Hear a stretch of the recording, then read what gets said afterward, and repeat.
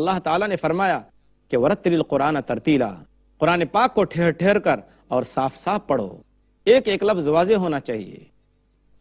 قرآن پاک کی تلاوت کا ادب میں سے یہ بات بھی شامل ہے کہ قرآن پاک کے ہر حرف کو اس کے صحیح تلفظ کی رعایت کرتے ہوئے پڑھنا چاہیے، کیونکہ کبھی کبھی تلفظ صحیح نہ ہونے کی وجہ سے معنی بدلنے کا اندیشہ رہتا ہے، معنی کے بدلنے کا ڈر رہتا ہے کہ کہیں اگر حرف صحیح نہ نکلے تو معنی بھی بدل سکتا ہے۔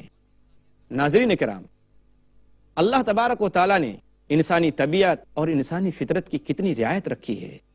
اللہ کے رسول صلی اللہ علیہ وسلم نے حکم دیا، ہر انسان کی فطرت ہے کہ وہ اچھی آواز کو پسند کرتا ہے، اچھی آواز سے وہ محبت کرتا ہے۔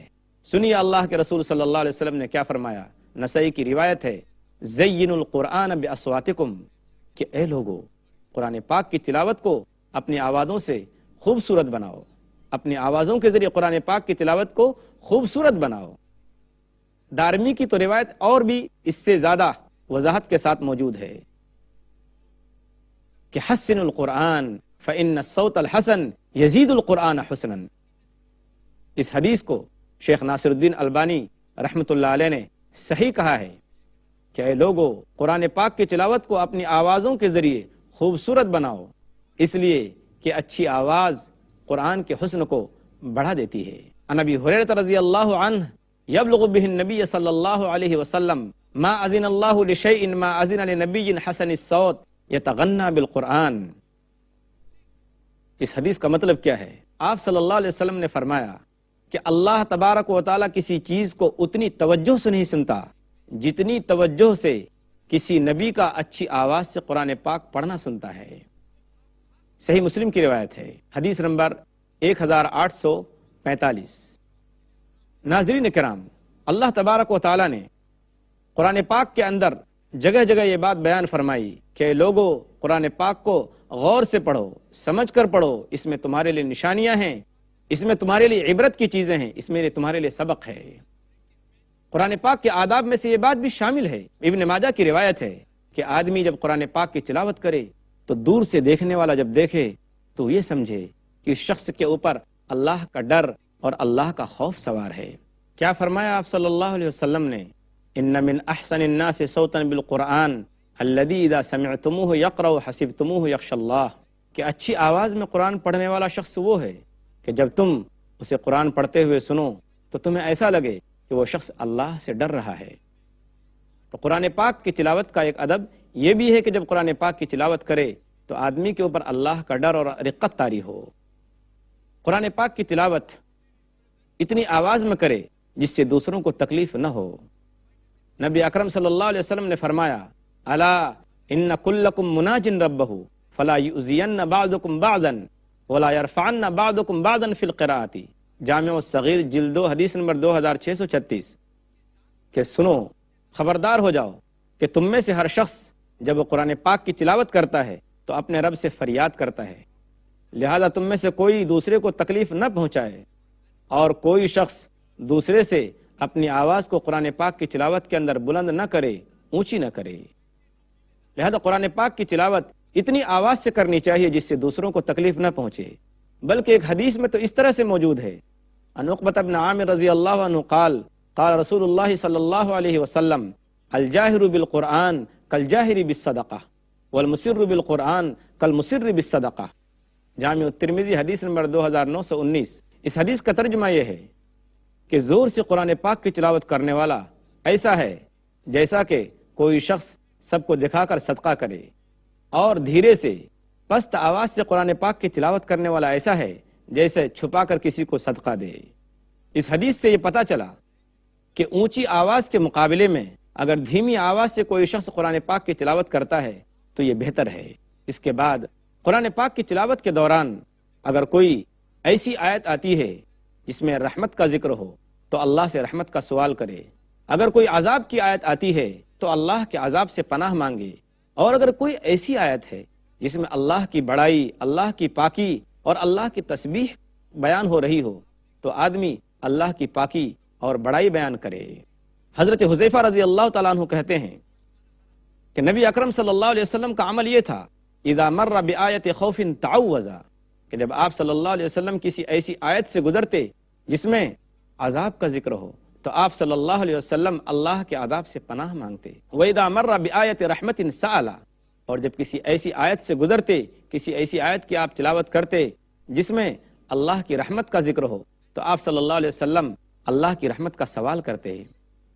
وَإِذَا مَرَّ فِيهَا تَنزِيهُ اللَّهِ سَبَّحَ، اور جب کسی ایسی آیت سے گزرتے اور جب کسی ایسی آیت کی تلاوت کرتے جس میں اللہ کی پاکی اور بڑائی کا ذکر ہو تو آپ صلی اللہ علیہ وسلم اللہ کی پاکی اور بڑائی بیان کرتے ہیں. اسی کے ساتھ ساتھ قرآن پاک کی ایک آیت کو بار بار پڑھنا جائز ہے. آپ صلی اللہ علیہ وسلم سے یہ روایت موجود ہے، ابو ذر غفاری رضی اللہ تعالیٰ عنہ اس حدیث کے راوی ہیں کہ قام النبی صلی اللہ علیہ وسلم بآیت فاصبح یرددها والآیت ان تعذبهم فانهم عبادك وان تغفر لهم فانك انت العزیز الحکیم، کہ نبی اکرم صلی اللہ علیہ وسلم قرآن پاک کی ایک آیت پڑھتے جاتے تھے اور پڑھتے جاتے تھے یہاں تک کہ صبح ہو گئی. اور آیت کیا تھی کہ اے اللہ تو اگر انہیں عذاب دے تو یہ تیرے بندے ہیں، اور اگر اے اللہ تو اگر انہیں معاف کر دے تو تو زبردست ہے، طاقت والا اور حکمت والا ہے. سورہ مائدہ سورہ نمبر 5 آیت نمبر 118. اس آیت سے پتہ چلتا ہے کہ آپ صلی اللہ علیہ وسلم کو اپنی امت کی کتنی فکر تھی، کتنا درد تھا اور کتنا غم آپ صلی اللہ علیہ وسلم کو اپنی امت کا ستا رہا تھا. لیکن امت کا حال یہ ہے کہ آج امت نے صرف یہ سمجھ لیا ہے کہ بے شک قرآن پاک ہمارے لیے قیامت کے دن اللہ تبارک و تعالیٰ کے دربار میں سفارش کرے گا، اور امت نے قرآن پاک کی اس آیت کو چھوڑ دیا ہے جس میں اللہ تبارک و تعالیٰ نے قرآن کی شکایت بھی ذکر کی ہے کہ قرآن قیامت کے دن ہم امتیوں کے بارے میں شکایت کرے گا. وقال الرسول یا رب ان قوم اتخذوا هذا القرآن مہجورا، اور رسول کہے گا اے میرے رب یہ میری قوم ہے جس نے قرآن کو چھوڑ دیا تھا. قرآن کو چھوڑنے کا ایک مطلب تو یہ ہے کہ قرآن پر آدمی ایمان نہ لائے. قرآن کو چھوڑنا یہ ہے کہ آدمی قرآن پاک کی تلاوت نہ کرے. قرآن کو چھوڑنا یہ ہے کہ آدمی قرآن پاک کی آیتوں پر غور و فکر نہ کرے. قرآن کو چھوڑنا یہ بھی ہے کہ آدمی قرآن پاک کی دعوت لوگوں کو نہ دے. تو کیا آپ یہ سوچتے ہیں کہ حضور اکرم صلی اللہ علیہ وسلم ہماری سفارش کریں گے، قرآن ہماری سفارش کرے گا؟ لیکن ناظرین کرام، قرآن پاک ہمارے لیے اس وقت سفارش کرے گا جب ہم قرآن پاک کا حق ادا کریں گے. حضور اکرم صلی اللہ علیہ وسلم ہماری طرف سے اس وقت سفارش کریں گے جب ہم حضور اکرم صلی اللہ علیہ وسلم کی بتائی ہوئی تعلیمات پر عمل کریں گے. قرآن کریم کے آداب میں سے یہ بات بھی شامل ہے کہ جب سجدے تلاوت کی کوئی آیت آئے، کوئی ایسی آیت ہے جس میں سجدے کا ذکر ہو، تو وہاں آدمی سجدہ کرے اور یہ دعا پڑھے، سجد وجہی للذی شق سمعہ وبصرہ بحولہ وقوتہ. یہ ترمذی کی روایت ہے کہ میرے چہرے نے اس ہستی کو سجدہ کیا جس نے اس کو بنایا ہے، جس نے آنکھ اور کان بنائے. آپ جانتے ہیں کہ اس سجدے کی کیا فضیلت ہے. حدیث موجود ہے کہ نبی اکرم صلی اللہ علیہ وسلم نے فرمایا اذا قرأ ابن آدم السجدۃ سجد اعتزل الشیطان یبکی یقول یا ویلہ امر ابن آدم بالسجود فسجد فلہ الجنہ وامرت بالسجود فابیت فلی النار. اس حدیث کا ترجمہ یہ ہے کہ ابن آدم سے کہا گیا کہ سجدہ کرو تو اس نے سجدہ کیا تو اس کے لیے جنت ہے. ابن آدم جب قرآن پاک کے اندر سجدے کی آیت کی تلاوت کرتا ہے اور پھر سجدہ کرنے لگتا ہے تو شیطان دور بھاگ کر کھڑا ہو جاتا ہے اور روتا ہے اور افسوس کر کے یہ کہتا ہے ہائے افسوس کہ آدم کے بیٹے کو سجدے کا حکم دیا گیا تو اس نے سجدہ کیا تو اس کے واسطے جنت ہے، اور مجھ سے بھی اللہ نے سجدہ کرنے کے لیے کہا، مجھے بھی اللہ تبارک و تعالیٰ نے سجدہ کرنے کا حکم دیا لیکن میں نے سجدے سے انکار کیا تو میرے لیے جہنم ہے. گیا مارا شیطان ایک سجدہ کے نہ کرنے پر، اگر لاکھوں برس سجدے میں سر مارا تو کیا مارا.